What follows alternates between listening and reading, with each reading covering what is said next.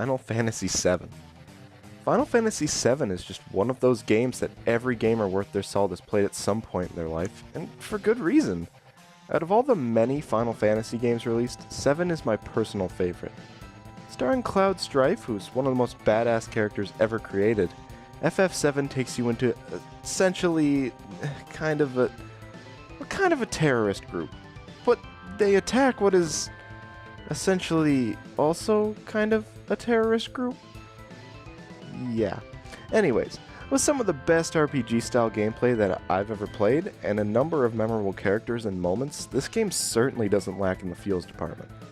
I know it's gonna sound weird, but I don't really want to spoil it even with how old the game is today. You know, I'll just say that this game has some memorable moments, how about that? Seeing as Super Smash Bros. Recently added Cloud as a DLC character and Square Enix is currently working on a complete remake of the game, I really don't want to delve deep into it, as it might be time for a whole new generation of gamers to just experience one of the greatest RPGs ever made. If you've never played this game, you owe it to yourself to get out there and give it a go. I promise, if you see it through, you'll never regret it.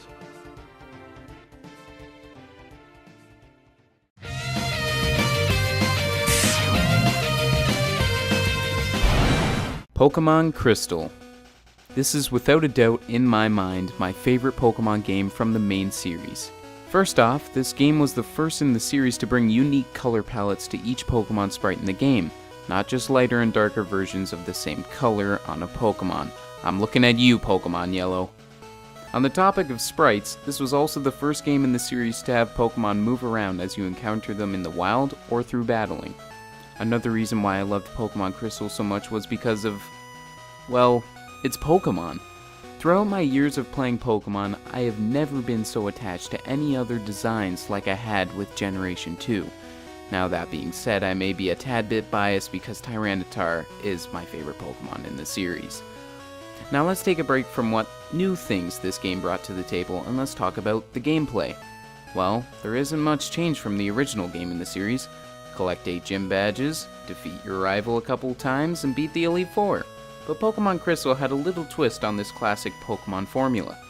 Once you had beaten the game, you were able to go back to Kanto, the region in which Pokemon Red and Blue took place in. You would then collect the 8 gym badges of Kanto. You were tasked with much more difficult gym battles and even tougher battles from the legendary trainers Blue and Red themselves. Another thing to note about this game is its amazing soundtrack, which is what seems to bring me back to this game more than anything else. Themes such as the Champions theme, Legendary Dog theme, or even the relaxing sound of the surfing theme. Something about the music in this game really just brings an amazing atmosphere to it. You're facing the final trainer? The music alone will let you know how difficult and epic the battle will be. You're traversing through the unknown ruins? Prepare to be creeped out. With all that being said, this game has impacted my life so much and has ultimately shaped me into the gamer I am today.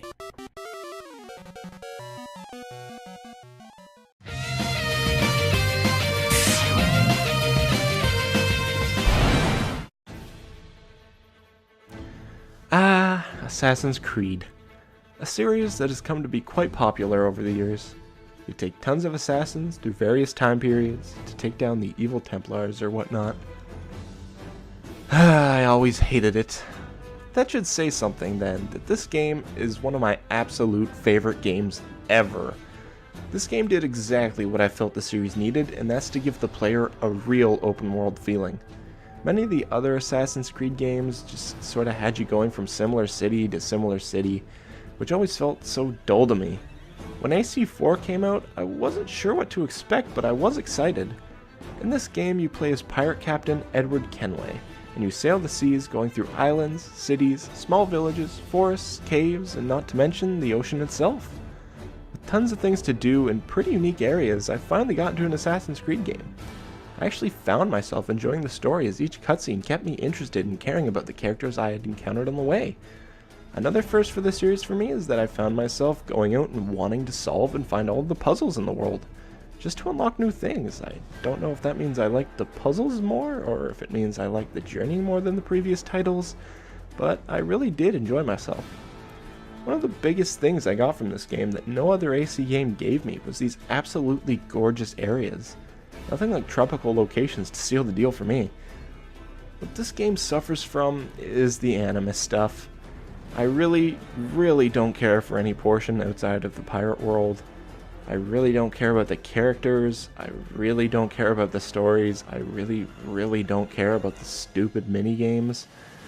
Luckily for this game, the portion you spend dealing with that section is really small, and most of the game does have you in the massive world on the Jackdaw with your crew.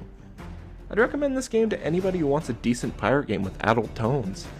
It's got one of the better stories, and unarguably the best world from any AC game ever. I'll sing you a song of the fish in the sea, and it's windy weather, boys, stormy weather, boys, when the wind blows, we're all together, boys, blow ye winds west.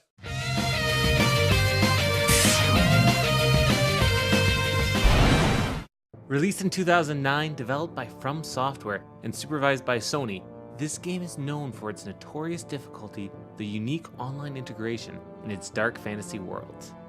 This game is able to mesh all three of these aspects into a compelling game. When most people think of Demon's Souls or its spiritual sequels, they think about the difficulty. To be fair, this game isn't the most difficult game of all time, and actually pales in comparison to some truly frustrating games. But it's due to its level of progression, drawing the players into this world that they've created, and the sense of accomplishment for completing tasks that truly lends itself to the enjoyment of the player, and pushes them towards the next task that they must complete. This game still manages to be fun, even after losing a crap ton of souls, because what you originally thought was a hallway was really a pathway for a very large boulder. The unique online aspect allowed players to either help or hinder their fellow man. It allowed players to leave notes in which you could warn people of traps, or trick them into walking off a cliff in hopes of treasure. It also allowed players to help each other out on bosses or difficult areas, and those interested in PvP could invade other player worlds to sate their bloodlust, or at least in my case, become a bloodstain. This game also had very little in respects towards explaining mechanics or much of anything else. It left it to the players to determine the uses and advantages of certain weapons, the world tendencies, and the likes. Almost everything within the game felt like it almost belonged there. The world was sculpted in such a way that it told a story. Corpses left behind telling what a soldier was doing before passing away, the types of enemies you encounter in the area, and the environment itself all lent themselves to this incredibly unspoken plot. I think that throughout the years, games are becoming noticeably easier. This could be done intentionally, through attempts of making them accessible and less frustrating, but I feel that merely the presence of autosaving to retain one's progress can make the game itself easier. A high difficulty does not determine a better game, but it's a balance between difficulty and fun that the developers have to walk between, and this game was a reminder that you can have both. As long as the reward feels equal to the challenge, and it's not too daunting, there can be great fun and a sense of accomplishment from a fine-tuned game such as Demon's Souls.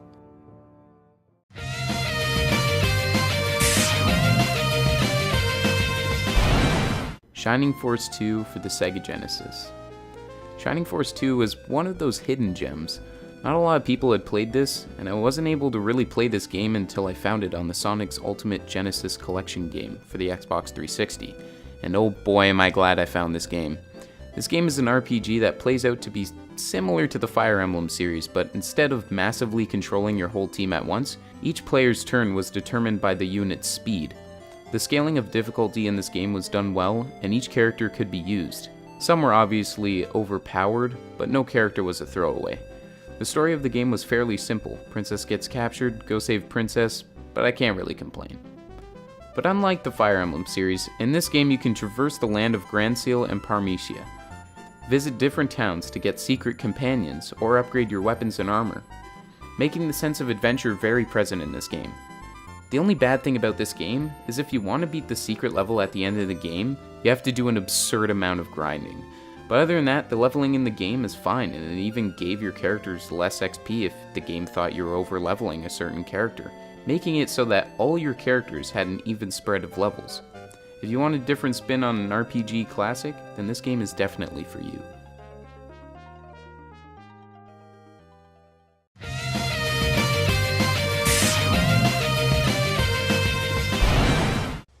Metal Gear Solid 4. In this particular peek into the Metal Gear universe, you play as an elderly Solid Snake, who has to face some pretty demoralizing stuff here. Since this is a Metal Gear game, it would be impossible to give a full rundown of the plot in the allotted time, so instead, I'm just going to mention a few of my favorite moments from the game that are, in some cases, just some of my favorite moments in gaming, period. Needless to say, spoiler warning. First up, microwave hallway.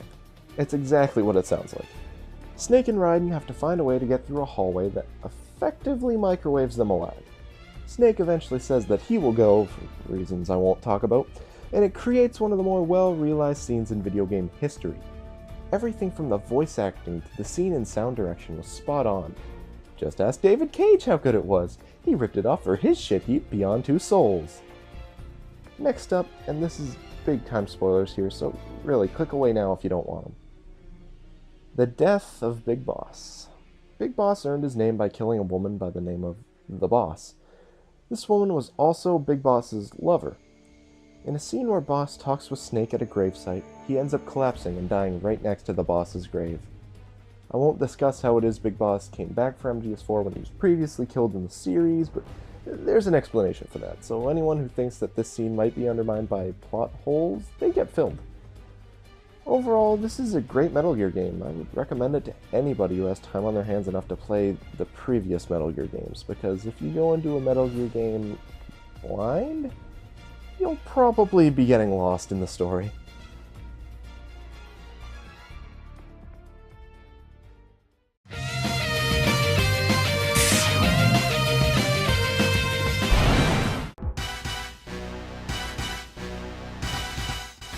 Goldeneye revolutionized first-person shooter gaming, turning it into a bloody multiplayer deathmatch.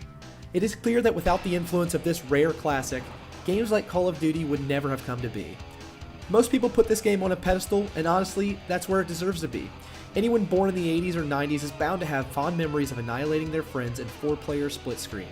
One of my favorite things to do was to lay down hundreds of remote mines and then detonate them all, and watch as the game nearly crashes, pushing the frame rate down to that of a slideshow.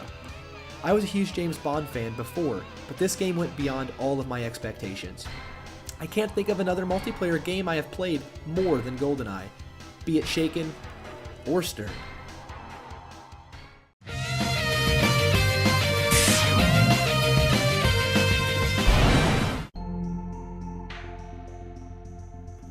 Donkey Kong Country 2. The moment you start up this game, you know that you're in for a swashbuckling adventure. I say swashbuckling because the theme for this iteration of the amazing Donkey Kong Country series is pirates. This game stands out from all the Donkey Kong games as you really feel like you're on an adventure. The music fits in perfectly wherever you are in the game, be it a sea shanty on a pirate ship, or the beautiful ambient mix in the ice caverns. Speaking of which, this game's level design is truly unique. At any given moment you could be in a beehive, an amusement park, a bramble patch, a lava swamp, and many more. The blend of perfect sound and visuals mixed with challenging, but fair, gameplay makes this game one of the best of all time.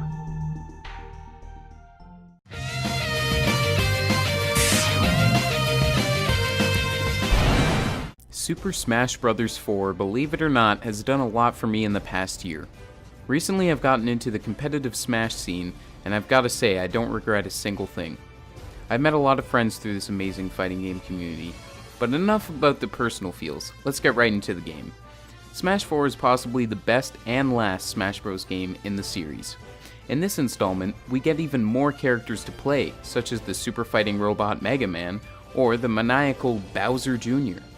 With all these new characters added to the game, it makes this game have the most characters, stages, music, and trophies than ever before in the series.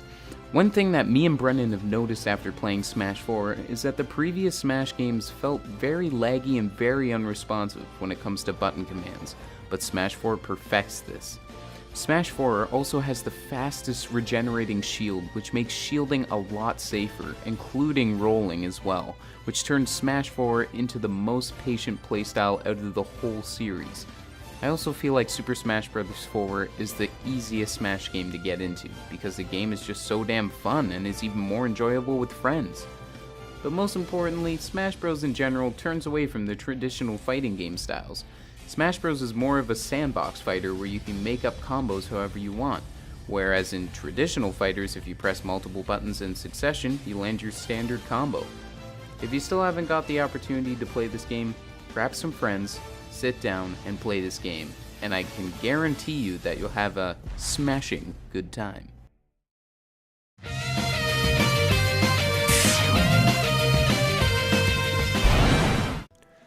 The Last of Us, one of my true loves in gaming. There are going to be some spoilers here, folks, so get ready because you've been warned. You start the game playing as Sarah, the daughter of Joel, a single father. This game takes on a unique twist of the worn-out zombie apocalypse genre. You start out and you go through day 0 of the infection. As things start to go, they pick up fast in what was one of the most tense opening sequences I've ever played.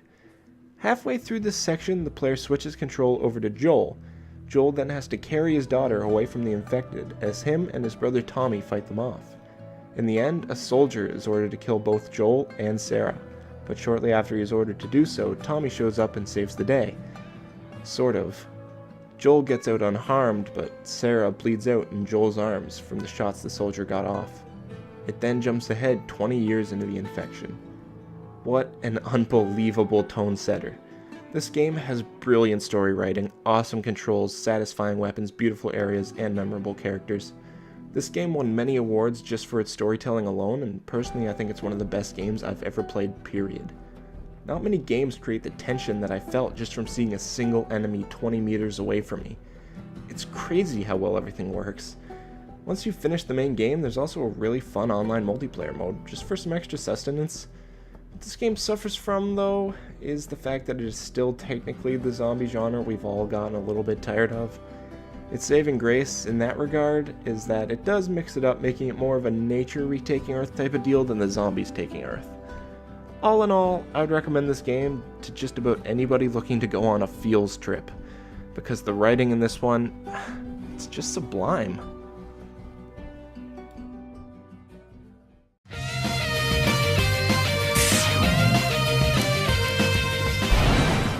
Dark Souls 2. Now first of all, I'm going to put both Scholar of the First Sin and Dark Souls 2 at this spot because they're basically the same game. Dark Souls 2 was the first game in the series that I played, which is kind of unfortunate because everyone says that it's the worst in the series, but in my opinion I find it the most replayable. In this game, you're trying to find King Vendrick to be able to beat the curse, and for you guys who haven't played Dark Souls, the curse is something your character has, in which every time you die, the more insane you become. And that venture to Vendrick at the time made it feel like that's what you were always striving for.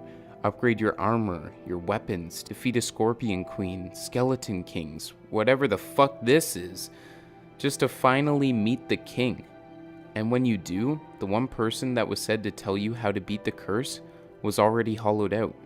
This was crazy to me, just to think the one thing you were striving for the whole game was gone, and all hope was lost in an instant. Aside from the story, some of the areas in this game looked amazing, from beautiful castles like Hades Tower of Flame, or even Shrine of Amana. Although those areas looked outstanding, I still couldn't get over the fact that this game lacked in armor and weapons. After playing Dark Souls 1 and Bloodborne, yes I know Bloodborne isn't in the Dark Souls series, it's just an example because it's very similar, I realized that the weapons and armor designs in Dark Souls 2 were lackluster to say the least. Another thing that could be annoying to others were the fairly similar attacking styles of some bosses with their overhead tracking, but honestly I don't have a problem with it, and some of the bosses in this game are crazy. Hell, you can even try to attack a dragon that's 100 times the size of you. If you want to play this game, I recommend getting Scholar of the First Sin because it has updated graphics and already has the DLC content as well.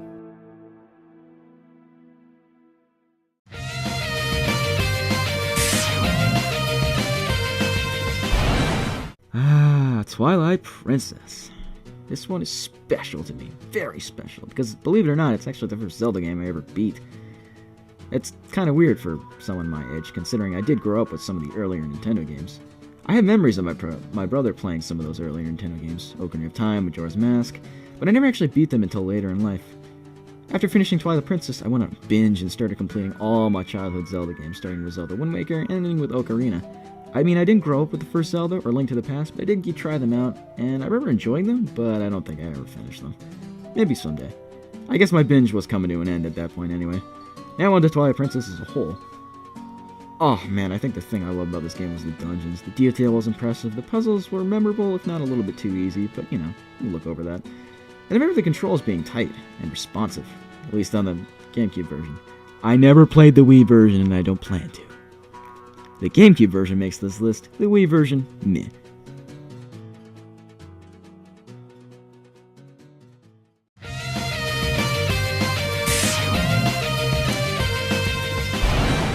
Zombies Ate My Neighbors. Zombies Ate My Neighbors is a game about zombies. Seriously though, this game came out for the Super Nintendo and brought with it a wacky adventure that is hard to forget. You fight zombies among other monsters with basically any weapon you can find, ranging from ray guns to ketchup packets.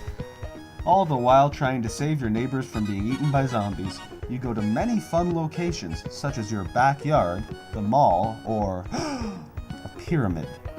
This game is a casual adventure that anyone can pick up and play, making it a fun romp for everyone.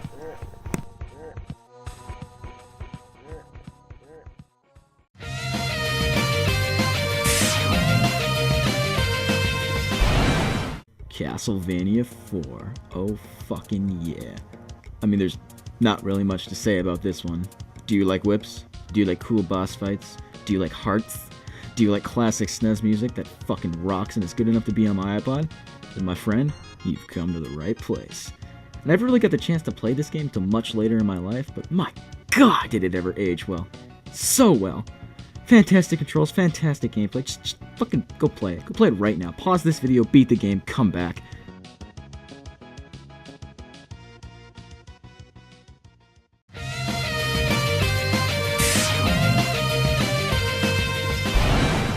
Almost everyone on the face of the earth has played Minecraft, or at least heard of it. Minecraft has had huge success over the last few years. I remember playing it back in the old alpha days, when it was free to play. Ah, those were the days. The thing I like most about Minecraft is there are so many different things you can do. You can play solo and survive on your own, you can head online and face off against different people, or you can head into creative and build whatever you want. The possibilities are endless in Minecraft, and that's why I've chosen it for this list.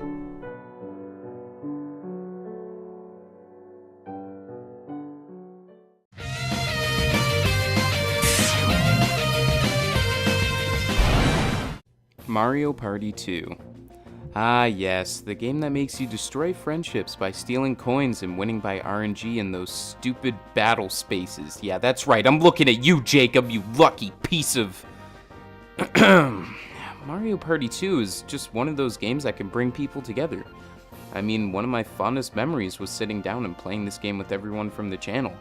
This game mostly relied on luck by seeing what space you land on by rolling a die, but equally relied on your skill when it came to the minigames. There was strategy in this game too. You could be saving up all your coins in order to steal opponents' stars, or save up some items for that one special occasion.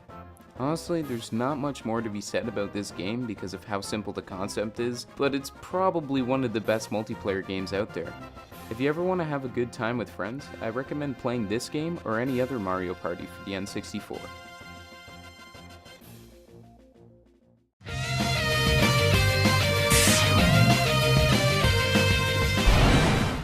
Fable II was without a doubt one of my favourite games on the Xbox 360.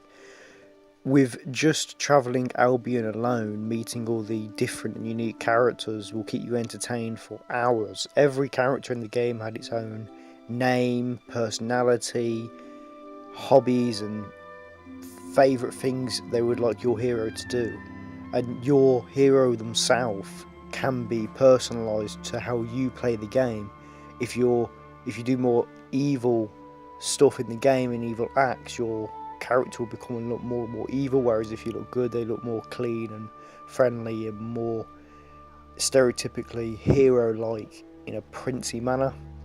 It was just an amazing game, and it was just way above its time for 2008, I've got to say, and I even still play the game now, varying how much I do, however, it is something I've done multiple playthroughs with, and not many games get that from me.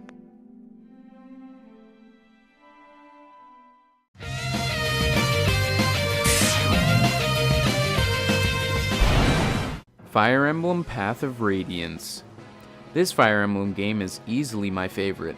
Nothing really changed throughout this series. You have your common battle mechanics, trading with allies, promoting your troops, planning your attack, all that good stuff.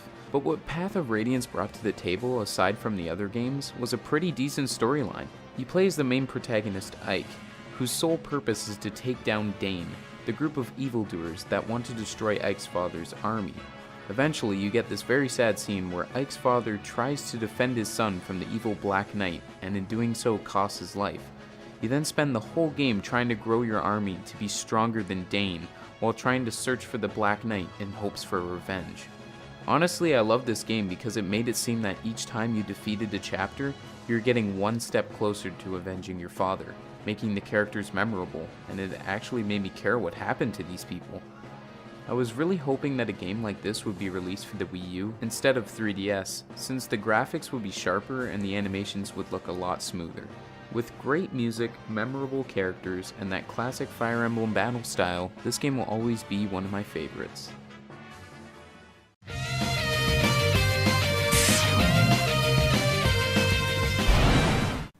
What a game! You play as young Isaac, who must fight his mother and every other monster in his life and imagination. Oh, and you shoot your tears as a weapon. Still with me? Great! Isaac is bursting at the tear ducts with items and enemies in a randomly generated dungeon to make for an original experience every time you load it up. With the recent addition of the Afterbirth DLC, it has reignited the community as they all fight to be at the top of the daily leaderboards with new challenges every morning. Fun for the whole family with bloody poops and disfigured creatures as far as the eyes can see.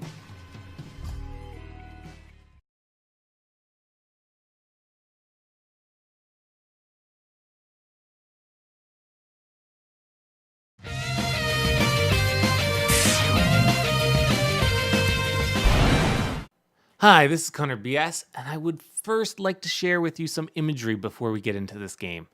If you want to, close your eyes.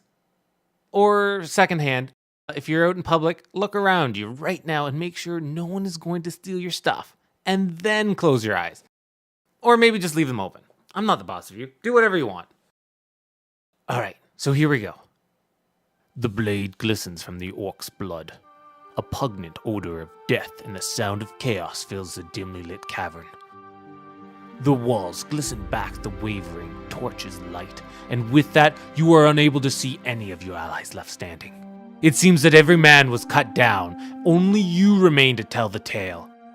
The noises and the stench of the brutish orcs emanate from deeper within the cavern.